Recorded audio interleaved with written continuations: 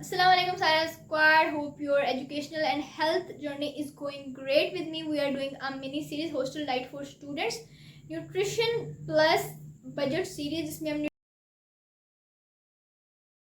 Nutrition पे कोई compromise नहीं करते, न्यूट्रिशन वैल्यू को ऊपर रखते हुए और एक बजट को माइंड में रखते हुए हम मील्स डिस्कस करते हैं.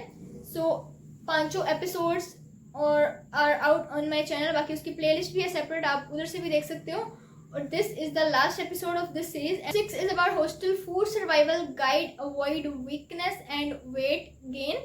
अब हॉस्टल में जब बच्चे आते हैं तो क्या चीज़ होती है कि एक तो वो खुद पे हो जाते हैं, इंडिपेंडेंट हो जाते हैं.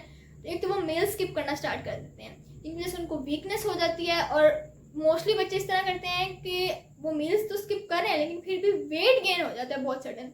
तो वो क्या होता है हॉस्टल में जाके, तो सबसे पहले तो एक बहुत ही कॉमन चीज़ है हॉस्टलाइट्स की कि वो ब्रेकफास्ट नहीं करते. अब ब्रेकफास्ट स्किप करके वो चले गए हैं यूनिवर्सिटी.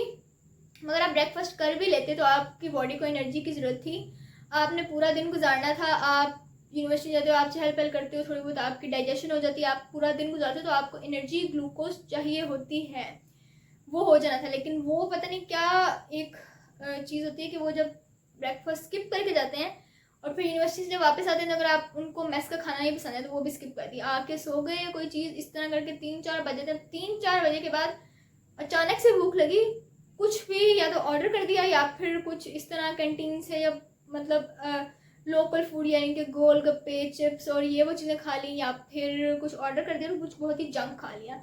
अब जंक फूड में नॉर्मल फूड से बहुत ज़्यादा कैलोरीज होती हैं, और अगर आप ज़्यादा जंक कंज्यूम करोगे, अगर आपने पूरा पूरा दिन में कुछ नहीं खाया तो उसमें आपके पूरे दिन के फूड से ज़्यादा कैलोरीज होंगी, जिसकी वजह से अगर आप एक्सेसिव जंक फूड या फिर सैचुरेटेड फैट और शुगर्स का इंटेक कर देते हो तो आपका बहुत सडन वेट गेन हो जाता है. तो आपने कैसे इन चीज़ों को प्रिवेंट करना है और सडन वेट गेन नहीं होने देना, हम सारा वो इसमें डिस्कस करेंगे with in a budget. And आपकी न्यूट्रिशन वैल्यू भी पूरी होगी, आपकी उस चीज़ पे भी कॉम्प्रोमाइज़ नहीं होगा.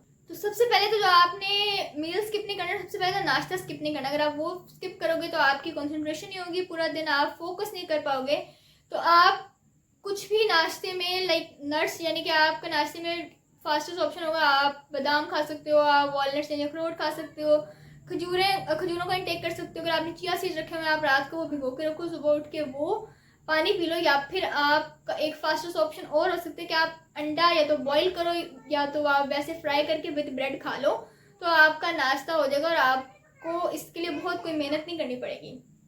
बाकी हॉस्टल में जाके कोई बच्चे चाय पीते हैं नहीं पीते, क्योंकि आप अपने हॉस्टल पे आके अपने सिर्फ ओन पे नहीं होते, आपके रूममेट्स होते हैं. तो जैसा आपका इन्वायरमेंट होता है आप उस चीज़ों को अडेप्ट कर रहे होते हो और आप उनकी हैबिट्स अपने अंदर ले आते हो. लाइक अगर कोई चाय नहीं पीता तो वो उसको चाय की आदी हो जाती है, क्योंकि हॉस्टल में बच्चे 2-2 3-3 दफ़ा चाय बना रहे होते हैं या 2 दफ़ा तो बन ही रही होती है.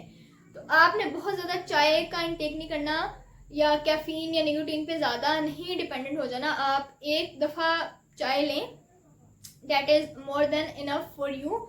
या फिर बच्चे नूडल्स, लाइक मैं अपनी मिसालों में नूडल्स नहीं खाती होती थी, मुझे नहीं पसंद थे, लेकिन हॉस्टल जाने के बाद मेरे रूममेट्स ने मुझे ट्राई कराया, मैंने नहीं खाया. फर्स्ट टाइम में मैंने उनको मना किया कि मेरे मत बनाओ, मैं नहीं खाती, मैं शुरू से ही नहीं खाती, बचपन से ही नहीं खाती, I don't like it, I don't even like the taste of it. लेकिन उन्होंने पहली दफ़ा बनाया, मैंने 1-2 बाइट्स लेके वापस कर दिए.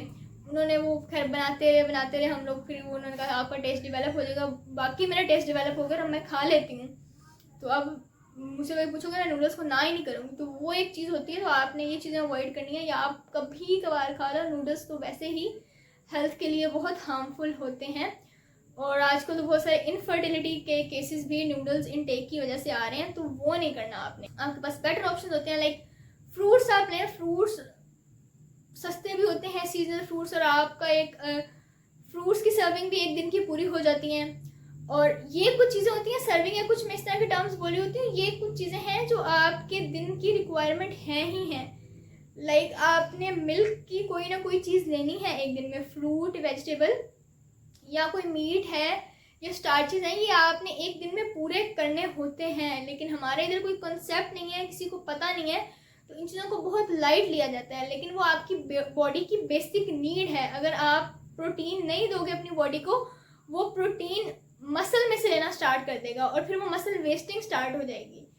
तो जब आपकी बॉडी में कोई फैट नहीं है या कोई प्रोटीन नहीं है या कोई चीज़ नहीं है, तो वो बॉडी को तो वो चीज़ चाहिए, तो वो मसल में से एक्सट्रैक्ट करना स्टार्ट कर देती है, तो फिर आप अंडर वेट होते हो पहले ही, या आपके और मसल वेस्टिंग स्टार्ट हो जाती है, which is not good at all.